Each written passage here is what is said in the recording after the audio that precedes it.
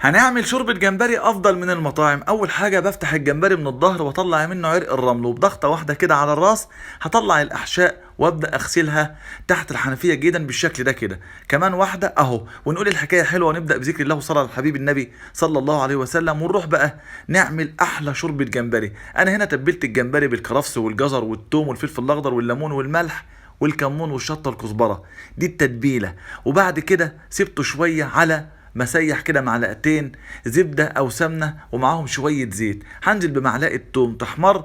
ممكن انزل الجمبري الاول وبعد كده انزل الخلطه، ولكن انا هنا هعمل ايه؟ هنزل البصل والفلفل والطماطم مع بعض كله والكرفس على التوم اهو، وابدا اسيبها شويه لما تندمج مع بعضها، وهنزل الجمبري واديله برضه تمليحه حلوه، ملح وكمون وفلفل اسمر وشويه شطه وشويه كزبره. وبعد كده هنزل معلقه دقيق او معلقتين واقلبهم، وبعد كده انزل